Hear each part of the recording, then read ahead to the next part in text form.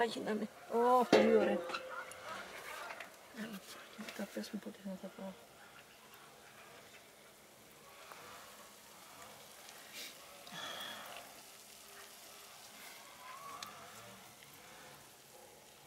Έτοιμα.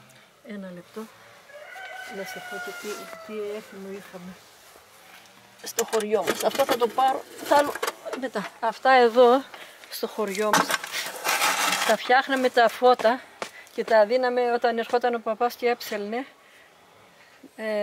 τον αγιασμό. Τον δίναμε τσορέκια και τα λέγαμε τσορέκια. Να μην μιλήσω. Πώς τα...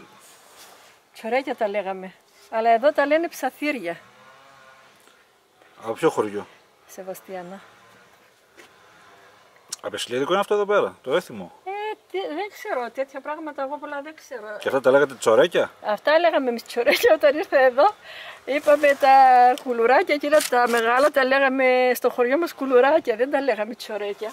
Και λέγανε τσορέκια και λέω τι λέτε καλή, τσορέκια είναι άλλα. Αχ, ας πάρω και αυτή την πίτα. Άτε, θα σταυρώνω τώρα. Αχ, και ένα ψωμί έψινα. Σέφτελα είναι αυτά? Τέφλα. Και πράσο μαζί και λίγο και τυρί. Τι τέφλα καλή? Σέφτελα. Ναι, τέφλα. Σέφτελα. Α, σέφτελα ποντιακά.